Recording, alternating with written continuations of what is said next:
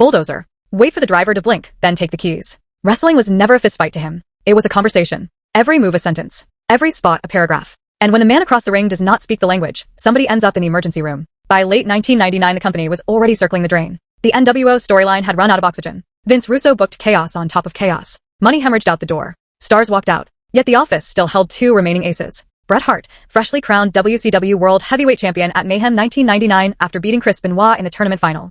And Bill Goldberg, still one of the largest merchandise movers the company had ever produced. Put them together. Sell a pay-per-view. Bracket the year in gold. That was the master plan. Starrcade 1999 was billed as the battle to end the millennium. The MCI Center was jammed. More than 8,000 screaming fans in the building. A buy rate orbiting 145,000 homes. A no disqualification title fight between the Streak and the Technician. The Clash fans had begged for across every broadcast. And in the seconds before the bell, Bret pulled Goldberg aside. He looked him in the eye. He said the quiet part out loud, because somewhere in his gut he already understood exactly what was about to unfold. Bill, whatever you do out there, don't hurt me.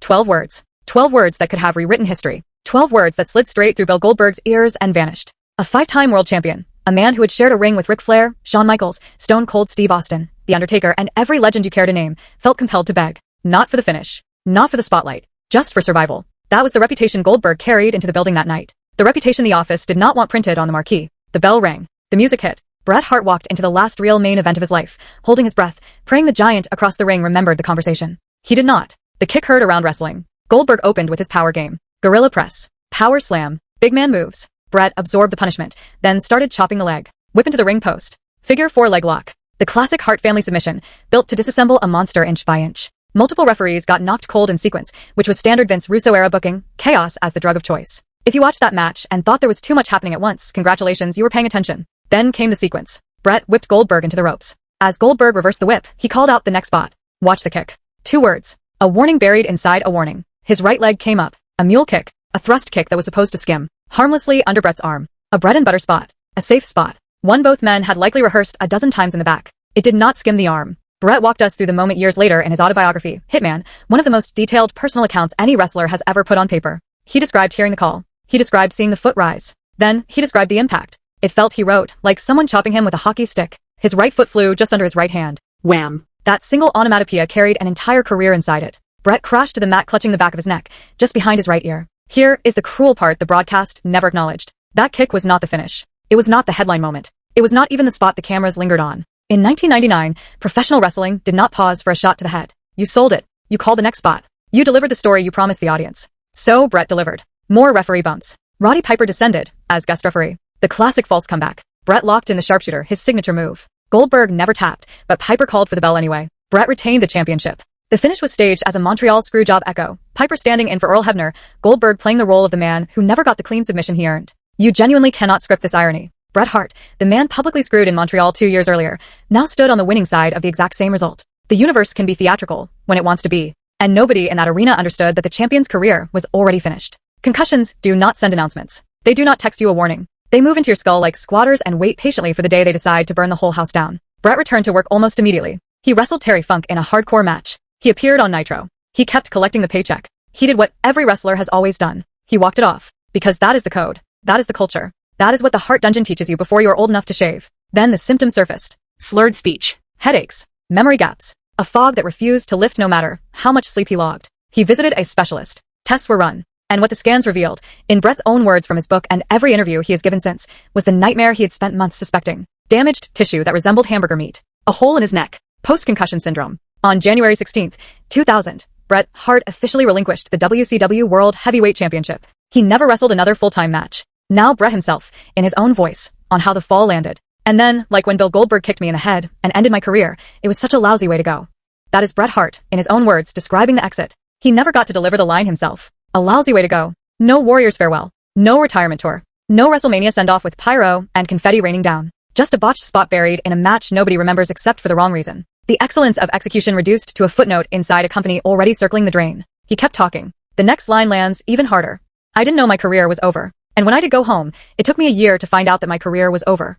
1 year. Say that again out loud. Bret Hart spent 12 months not knowing that the thing he had built his entire life around was already done. 12 months of doctor visits. 12 months of hoping the cloud would lift. 12 months of holding his breath for good news that never arrived. And when the fog refused to lift, the doctors delivered the sentence.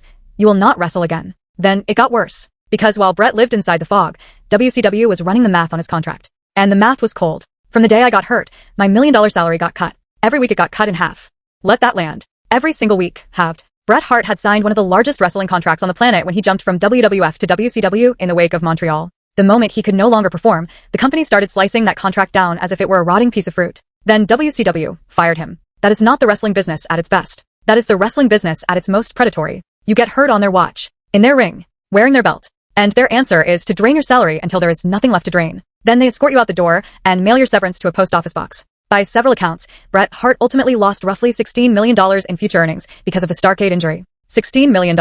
That number does not include the dream matches he never got to collect. It does not include the merchandise royalties. It does not include the WrestleMania paydays or the eventual WWE return money. It is the cold math of a career amputated in the middle of a nothing storyline. And here is what makes the cruelty heavier still. Bret Hart was not just any wrestler. He was the man who set the standard for how to perform this craft safely for a living. He was the in-ring fundamentals coach cited by champions across WWE and AEW today. The technician who taught an entire industry how to move without leaving a body count. And a rookie with barely 6 months of training took him out of the game because nobody in the front office wanted to read the warning labels. The terrifying part is that Bret still did not fully understand what was happening inside his own body. The career was gone. The money was gone. The dream match with Stone Cold Steve Austin, with Shawn Michaels, with The Undertaker, would never happen the way he had imagined it. But the concussion was not done collecting interest. Something far worse was sliding into view. June 2002. More than 2 years after Starrcade, Bret Hart suffered a massive stroke. He was upright 1 minute, flat on the ground the next. Doctors presented him with uncertain odds of ever walking normally again. The hitman lay in a hospital bed, relearning how to command his own body. Legs that had carried him through decades of war suddenly weighed 1,000 pounds each.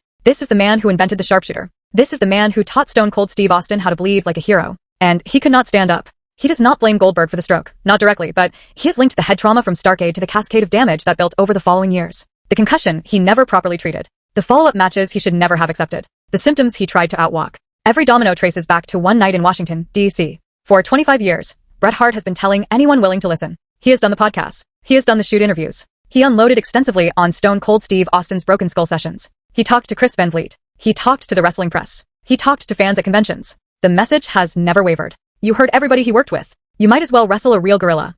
Wrestle a real gorilla. That is not a clever barbershop quip. That is exhaustion. Tired of watching the man who ended his prime years collect applause while an entire industry pretended everything was fine and the paychecks kept clearing. He kept walking. For Kurt Hennig being in pain all the time from the matches they had.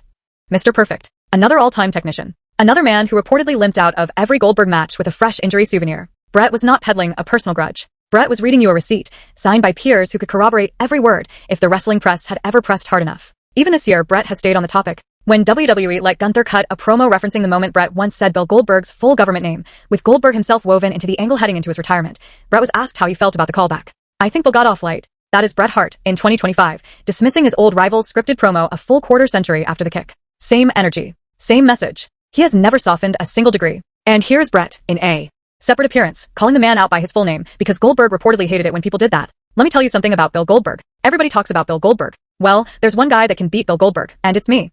That is not the voice of a man who has moved on. That is a man calling out an unsettled debt in front of a crowd who showed up to watch him do it. He did not stop there. Tell him to say it to my face. Say it to my face, Bill Goldberg.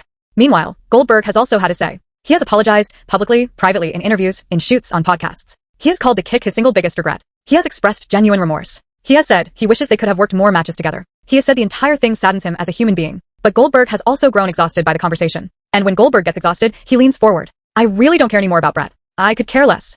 That is Goldberg drawing a line, and you can hear the fatigue in his voice. He has spent 25 years apologizing to a man who has refused to accept the apology. So he stops apologizing. As of late, because of the things coming out of his mouth, I don't really know that I would be talking to him if I saw him.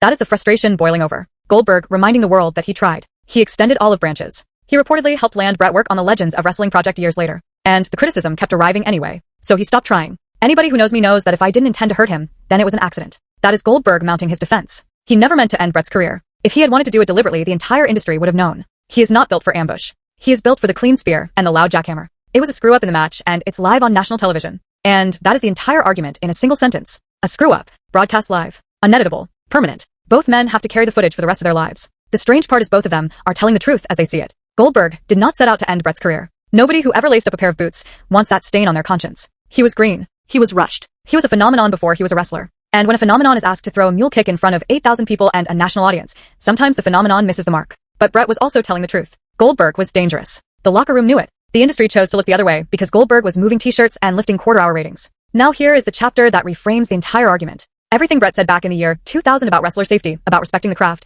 about not putting green talent into main event spots under live pressure, every word has been vindicated by 2 decades of medical research. We now understand what repeated head trauma does to the human brain. We now understand how quickly concussions stack and what cumulative damage really means. We now understand that professional wrestling and contact football produce nearly identical patterns of long-term neurological injury in the men and women who do this for a living. In 2007, Chris Benoit, the man Bret beat for the WCW title at Mayhem 1999, killed his family and himself in a tragedy that finally forced the industry to look in the mirror. WWE eventually rolled out a formal wellness policy. Concussion protocols were introduced. Rules were rewritten. But Bret Hart had been screaming about all of it in real time. He was warning about athlete safety in the middle of a ratings war and a Vince Russo booking hurricane, and nobody wanted to hear it because Goldberg was making The Office too much money. Now fast forward to 2025. Bill Goldberg has officially retired, his final bout coming against Gunther at Saturday night's main event, the same broadcast where his name surfaced one more time inside a promo. Bret is still on the circuit, still telling the story, still cashing signing checks with his own signature scribbled across a signed photograph of the kick that ended his career. That is the wildest piece of merchandise in wrestling history. A frozen image of the moment you lost everything. Autographed.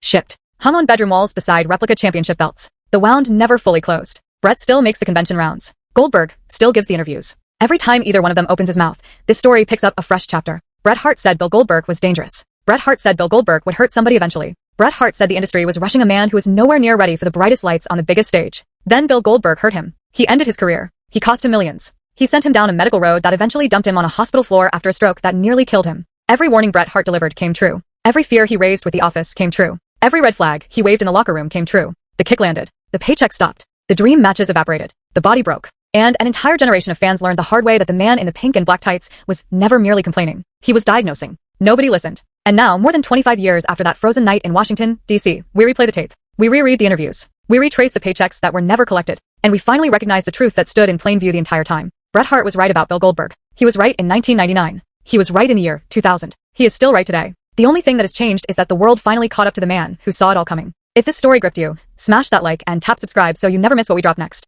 Drop your favorite Bret Hart moment in the comments. We will be reading every single one.